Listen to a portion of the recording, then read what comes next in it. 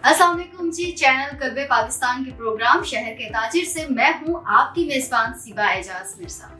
दोस्तों, आज के हमारे प्रोग्राम शहर के ताजिर के जो मेहमान हैं वो एक पाकिस्तान के बहुत बड़े बिजनेसमैन हैं। एक बहुत ही खूबसूरत और अच्छी मार्केटिंग कंपनी जो पाकिस्तान की तरक्की में जो लोगों को इन्वेस्टमेंट के हवाले से बहुत से मौके फराहम कर रही है और खुद कामयाब हो रहे हैं, बल्कि सबको कामयाब कर रहे हैं। हमारे साथ एक पर्सनैलिटी मौजूद है, टॉप 10 मार्केटिंग के CEO सरदार शाहवेज खान साहब। अस्सलाम वालेकुम, कैसे हैं आप?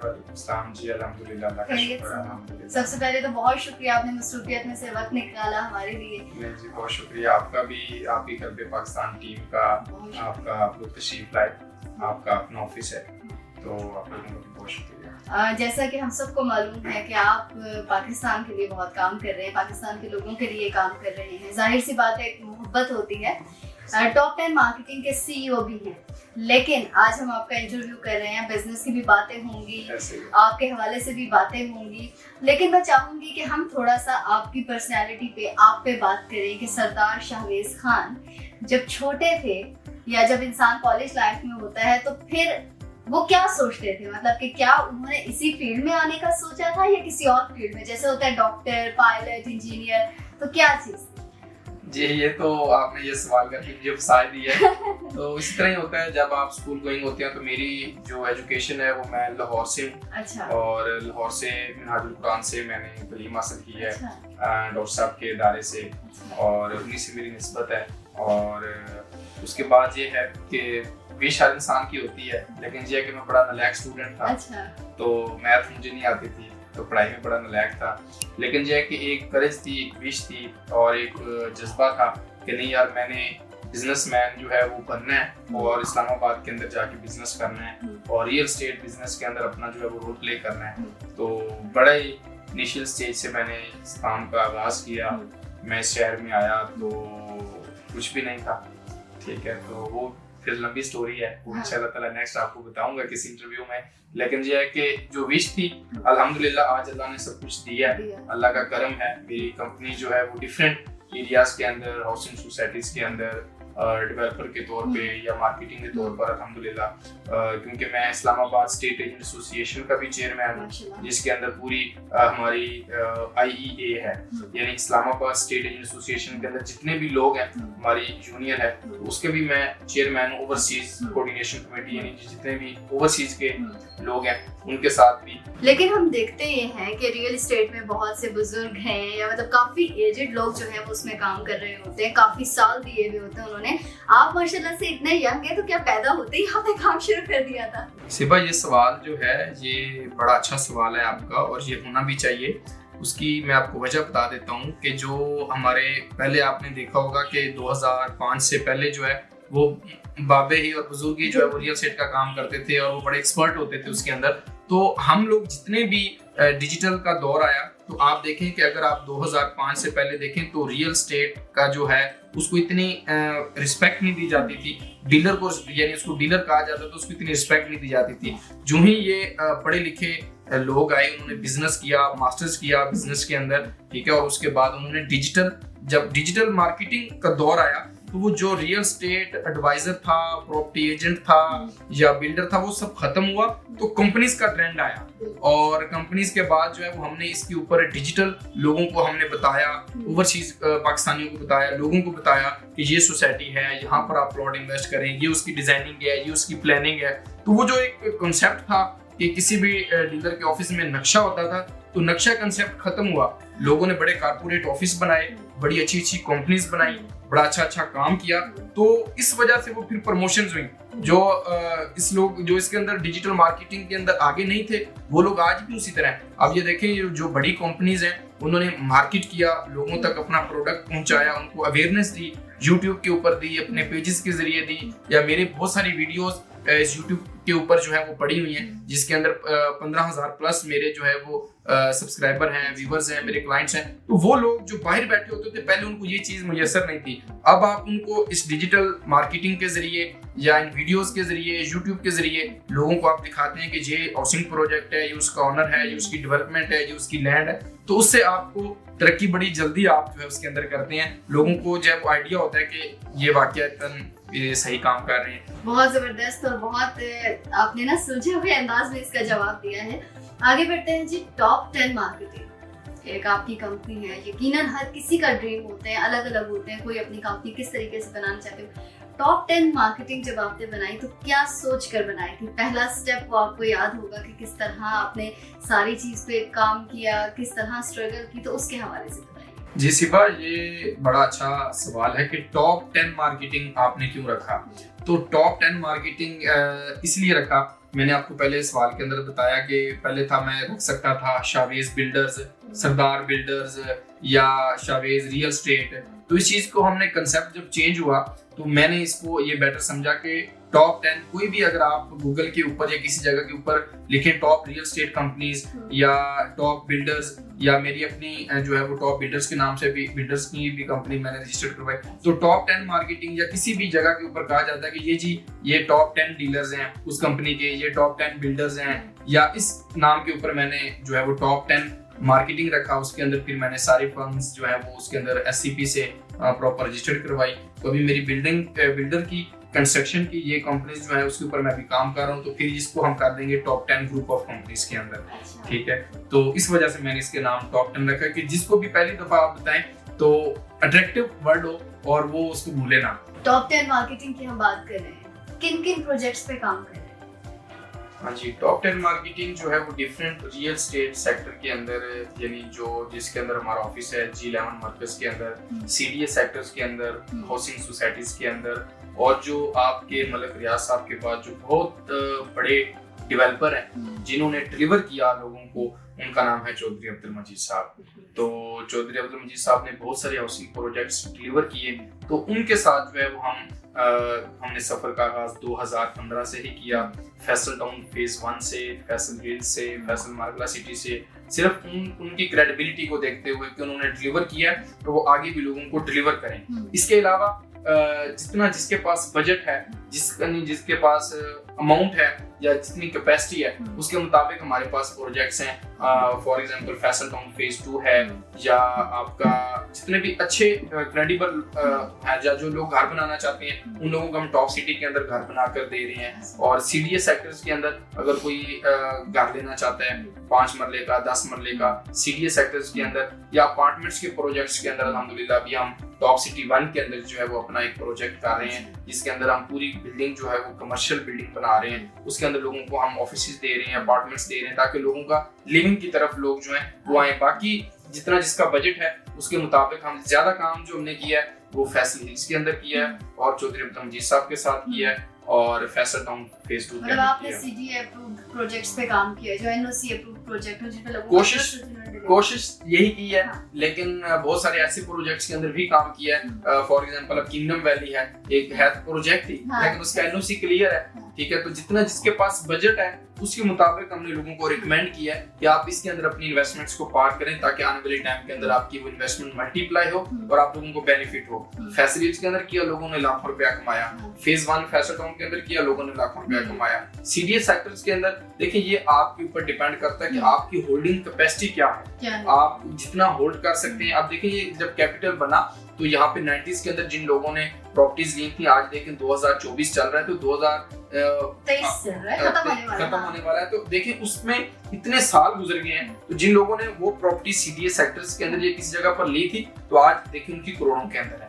आज वो कितने मिलियंस टाइम जो वो मल्टीप्लाई हो चुकी है आपकी देखें। और इसी तरह टॉप सिटी के अंदर आप देखें जिन लोगों ने 2012-13 के अंदर इन्वेस्टमेंट्स की थी वो 3 टाइम मल्टीप्लाई हो चुकी है। तो ये तो आप इन्वेस्टर्स के ऊपर डिपेंड करता है कि इन्वेस्टर कितनी होल्डिंग कैपेसिटी रखता है, उसके मुताबिक जो है वो हम अपने क्लाइंट को सजेस्ट करते हैं, रिकमेंड करते हैं, अपना मशवरा देते हैं। बाकी फैसला डिसीजन तो आपको पता है क्लाइंट हमसे ज्यादा एक्सपर्ट होता है, जिसने पैसा लगाने होते हैं वो आज सर्च कर रहा होता है, देख रहा होता है कि मैंने कहाँ पर इन्वेस्ट करूं। लेकिन फिर भी कहा जाता है कि हमारे यहाँ खासतौर पर पाकिस्तान में लोगों की एक साइकी बन चुकी है कि अगर कोई लड़का या कोई लड़की एकदम से कामयाब हो गई है तो इसने जरूर कोई फ्रॉड किया होगा। रियल एस्टेट में आपने कितने फ्रॉड किए? सिबा बड़ा जबरदस्त सवाल है फ्रॉड का। तो जब मैंने ऑफिसेस बनाए तो आप देखें कि आज से जब मार्केट जो है वो पैनिक का शिकार है तो बहुत सारी कंपनीज आई और वो आज बड़े बड़े ऑफिसेस बनाए, उन्होंने कारपोरेट ऑफिस बनाए आज वो गैप हो गए। बहुत सारी सोसाइटीज आई, उन्होंने बड़े बड़े अच्छे ऑफिस कारपोरेट बनाए और वो आज गैप हो गए। तो हम आप लोगों के सामने बैठे हुए हैं। तो फ्रॉड वो करता है जिसको उसकी चीज की जरूरत होती है। जब आप अपने क्लाइंट के साथ लॉयल होते हैं, उसके साथ उसको सेल परचेज के अंदर अच्छी जगह पे इन्वेस्ट करवा रहे होते हैं, उसको प्रॉफिट रिटर्न दिलवा रहे होते हैं। अब देखिए मेरा 80% क्लाइंट ओवरसीज है, ठीक है, और यकीन करें मैं आपके इस चैनल के जरिए उन तमाम लोगों का भी शुक्रगुजार हूँ। और कभी कभी सोचता हूँ कि देखें हम और आप किसी को 10,000 रुपया नहीं देते और वो लोग बाहर बैठकर आपको लाखों रुपया आपके ऊपर ट्रस्ट कर रहे हैं, वो इसीलिए वो मेरे साथ बिजनेस कर चुके हैं या हमारे साथ बिजनेस कर चुके हैं। तो फ्रॉड नाम की चीज जो है वो सवाल ही पैदा नहीं होता। जब अल्लाह की जात ने जो आपका रिस्क नसीब में लिखा है वो आपको अच्छे तरीके से मिल रहा है, तो फिर आप फ्रॉड क्यों करेंगे? और अगर आप फ्रॉड करेंगे तो ये बड़ी छोटी सी और बड़ी लिमिटेड सी मार्केट है, ठीक है, इसके अंदर आप लॉन्ग टर्म सर्व नहीं कर सकते और सर्वाइव नहीं कर सकते, क्योंकि आप किसी वन टाइम करेंगे वो आप एक अगर आप बंदे के साथ फ्रॉड करते हैं तो आप देखेंगे पूरा उसका साथ उसकी चेन होती है, पूरा खानदान उसके साथ कनेक्टेड होता है। मतलब आप पूरी नस्ल के साथ ही फ्रॉड करते हैं और इस मार्केट के अंदर आप फ्रॉड नहीं कर सकते। ये कोई कराची या कोई लाहौर या कोई बड़ा शहर नहीं है जिसके अंदर आप किसी के पैसे लेकर भाग जाएंगे या आप किसी के साथ 1,00,000 2 लाख का फ्रॉड करके जो है वो अपने नाम के ऊपर एक दब्बा लगाएंगे। तो फ्रॉड अल्हम्दुलिल्लाह आज तक किसी के साथ ना किया है और ना करता हूँ, ना कभी कोई इरादा किया है, तो ना ही कोई प्लान है, ठीक है, क्योंकि जब अल्लाह की जात आपको अच्छी तरीके से दे रही है रिस्क तो आपको उसका शुक्र अदा करना चाहिए। बाकी ख्वाहिशात और चीजें तो वो तो बादशाहों की भी पूरी नहीं हुई, तो हमारी तो दूर की बात है। आपने जवाब दिया, बहुत अच्छा दिया कि फ्रॉड नहीं करते। जाहिर सी बात है कि जब अल्लाह ताला आपको एक सही रास्ते से नवाज रहा है तो फिर आपको इधर उधर करने की जरूरत नहीं होती। मैंने ये सुना है, आजकल एक सवाल भी बड़ा पूछा जाता है कि आप कितना कमाते हैं जो मंथली इनकम होती है, लोग किसी भी तरह से आपको बता सकते हैं, क्योंकि मेरे ख्याल से ये सवाल ऐसा है कि लोग आपको देख के मोटिवेट होते हैं, आप उनके लिए एक पर्सनैलिटी है, आपने अपने आप को कामयाब किया और बहुत कम उम्र में किया। तो आप हमें बताइए कितना कमाते हैं, लेकिन हाँ कोई भी आपके पीछे नहीं आएगा। ये तो सवाल इस तरह का ही है कि पीछे लगाने वाली बात आपने कर दी है। तो बहरहाल इसके अंदर यही है कि मेरे दोस्त ही हैं प्रॉपर्टी नामा वाले, वो भी इसी तरह ही चैनल्स के ऊपर फेसबुक के ऊपर जी ये इस तरह है। तो लेकिन ये है कि ये चीज़ बस अल्लाह का करम है। बस जो आजकल तो आपको पता है, आज तो कमाना आजकल तो दूर की बात है, जितना रियल एस्टेट के अंदर पैनिक चल रहा है, अपनी चीजें ही बेचकर जो बनाई हुई थी वो खा रहे हैं। तो अल्हम्दुलिल्लाह अल्लाह का करम है कि बस एक्सपेंडिचर पूरे हो रहे हैं और अच्छी लाइफ गुजार रहे हैं, अच्छा खा रहे हैं, अच्छा गुजार रहे हैं। बाकी तो आपकी क्लाइंट के ऊपर और मार्केट के ऊपर डिपेंड करता है कि आपने मंथ के अंदर कितना अर्न किया, कितना आपने बनाया, कितना आपने लगाया। तो जितना वो समझते हैं कि जितना बड़ा बिजनेसमैन होता है तो उसके एक्सपेंडिचर भी उतने होते हैं। कामयाब तो माशाल्लाह से आप हो गए हैं और आगे हो भी रहे हैं, अल्लाह ताला आपको कर रहा है। लेकिन मुझे ये बताइएगा कि आपकी लाइफ में बहुत सी हर्डल्स आई होंगी, बहुत सी मुश्किलात आई होंगी, कितनी बार आप नाकाम हुए होंगे, तो किस तरह आपने उन चीज़ों को फेस किया ताकि हमारी ऑडियंस तो देख रही है उनको जो है थोड़ा सा हौसला मिले। हाँ जी, ये तो आप देखें जब भी आप कोई काम करते हैं तो आपके बहुत सारे लोग आपकी टांग में खींचने वाले होते हैं और वो आपकी चीज़ को जो है वो अप्रिशिएट नहीं कर रहे होते।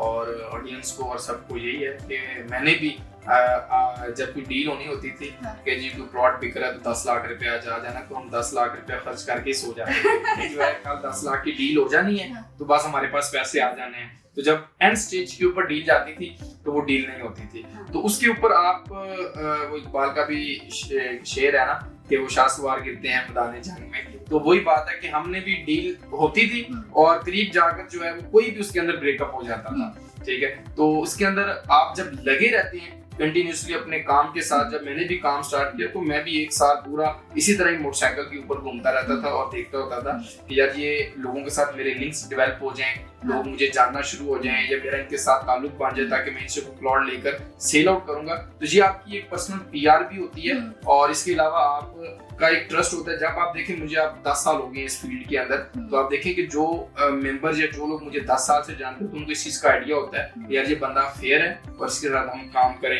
तो ये आप बार बार जो है आप उसके ऊपर होगा, लेकिन अगर आप हिम्मत आ जाएंगे तो आप कभी भी कामयाब नहीं हो सकते। आप जिस बिजनेस के अंदर भी हैं, जो भी काम कर रहे हैं, आपने लाइफ में एक बार आपको जिंदगी मौका जरूर देती है, बिल्कुल ऐसा ही। या आप उसके अंदर बन जाएं या आप अपने आप को जो है उसको किसी और उसकी ऊपर ले जाएं, किसी और बिजनेस के ऊपर ले जाएं, लेकिन अपने बिजनेस के साथ आप लॉयल रहें।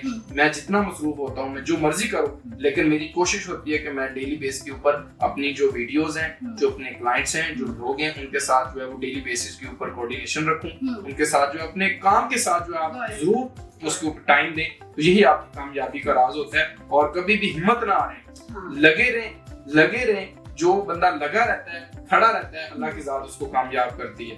तो आपने ये साबित भी किया कि अंधेरे जाते नहीं, सिर्फ सोच लेने से चिराग खुद नहीं जलता, जलाना पड़ता है। और आपने जलाया हुआ है और इसकी रोशनी से बहुत से लोग मुफीद हो रहे हैं। आप देखें कि बहुत सारी सोसाइटीज भी होती हैं, उनके ऊपर बुरा टाइम आ जाता है तो लोग उनसे जो है वो पीछे हट जाते हैं, लेकिन वो भी इस तरह नहीं होना चाहिए। जिस डेवलपर के साथ, जिस प्रोजेक्ट के साथ आप खड़े हो, तो उसको पता होना चाहिए कि यार ये बंदा मेरे साथ खड़ा है। तो वक्त गुजर जाता है, वक्त तो बड़ी तेजी से गुजर रहा है, तो लेकिन ये है कि जो खड़ा रहता है तो अल्लाह की जात उसको कामयाब करती है। किसी की मेहनत कभी भी रायगा नहीं जाती, ये तयशुदा बात। बिल्कुल ऐसा ही। आपने ब्रेकअप की बात की, तो कितनी बार दिल टूटा है? दिल तो लगाया ही नहीं किसी से। उसकी वजह ये है कि दिल लगा लेते तो आज इस मुकाम पर ना नहीं, लेकिन फिर भी इंसान जवानी से गुजर, अभी भी जवानी ही है, जवानी ही है, लेकिन जब शादी हो जाती है तो फिर आपका प्यार जो है, मतलब आप कहना नहीं चाह रहे आप जो है मुझे हंसने की बात नहीं, लेकिन ये है कि जो प्यार होता है वो अपनी जो असल रियल प्यार होता है वो आपकी वाइफ ही होती है। हाँ, बिल्कुल। जो आपके सारा दिन आप बाहर होते हैं, वो आपके बच्चों का ख्याल रखती है। और बाकी तो ये दुनियादारी है और ये 4 दिन की जिंदगी है और ये प्यार, हम इन चीजों से दूर हो चुके हैं। बिल्कुल ऐसे कि आई लव यू जानू, क्या कर रही हो, क्या पहना, क्या खाया, क्या पिया, इन चीजों से बहुत दूर है। लेकिन अगर अगर इन चीजों में होते तो आज इधर ना होते। आप फिर उसी के पीछे चल रहे होते और वो किसी और के साथ शादी कर रहे हैं। आप जूनियर सेक्शन में पढ़े होते, वो जो बचपन में आपको 5 क्लास में 6 क्लास अट्रैक्शन हो जाती है, जिसको हम लोग वो लड़कियां, उनके भी बच्चे होते हैं तो वो कहना। लेकिन मैं हमेशा एक बात करती हूँ कि आप किसी भी स्टेज पर रहो, इंसान को अपने अंदर का बच्चा नहीं मारना चाहिए। तो आप शरारती थे बचपन में या बहुत ज्यादा? मैं बहुत ज्यादा शरारती था। अभी भी करते हैं आप? हाँ, बहुत शरारती था, स्कूल में भी और हॉस्टल में जब हम रहते थे तो वहाँ पर भी बहुत शरारती था। और वहाँ पर भी जो है ना वो काफी लड़ाई झगड़े, और मुझे उस टाइम भी जो है वो यही होता था कि मैं क्लास का इंचार्ज होता था, और अगर हमें किसी टीचर ने डांट देना तो हमने 5-4 लड़के इकट्ठे करके तो खड़े हो जाना, जी नहीं जी ये ऐसे नहीं होना चाहिए, ऐसे होना चाहिए। तो वो चीजें बड़ी याद आती हैं, लेकिन आज तक जो उस चीज का टाइम नहीं है हमारे पास। ठीक है, आज देखें बहुत सारे लोग मुझे कहते हैं कि जी आज फुटबॉल खेलते हैं, क्रिकेट खेलते हैं जी, लेकिन मैं कहता हूँ मेरे वो चीज उसका टाइम ही नहीं मिला जिसका। लेकिन हम अपने काम में आ गए तो आज हमें नहीं पता। हालांकि ये चीजें बड़ी अच्छी हैं, इसको मोटिवेट होना चाहिए, हमें खेलना चाहिए या सारी चीजें करनी चाहिए, लेकिन उसका टाइम जो है वो कहते हैं ना, फिक्रे मौश जवानी का बेहतरीन हिस्सा खा जाती है। तो बस वो मौश की फिक्र। हाँ, अच्छा चलिए, मैं आपके 5 वर्ड बोलूंगी, जो भी आपके जहन में आता है सिर्फ एक वर्ड आपने उसके बोलना है, ठीक है? लाइक जैसे जमीन, आसमान, पैसा, हाँ पैसा, मोहब्बत तभी तो आप कमा रहे हैं सारी चीजों को पीछे करके। खुशी, कमी, सुकून, बेसुकून। टॉप 10 का आप ऑपोजिट पूछना चाह रहे हैं? नहीं, ऑपोजिट नहीं, आपके जहन में क्या आता है टॉप 10 का? सोच टॉप 10 बिल्डर्स और कल्बे पाकिस्तान। हाँ, कल्बे पाकिस्तान, शहर के ताजिर शहर के ताजिर प्रोग्राम का इनाम दे दिया। थैंक यू सो मच सरदार शाहबाज खान साहब, और आपने बहुत अच्छे जवाब दिए तमाम चीज़ों के, आपने अपना टाइम निकाला, और इंशाल्लाह हम नए प्रोग्राम के साथ दोबारा हाजिर होंगे। बहुत शुक्रिया, अल्लाह हाफिज।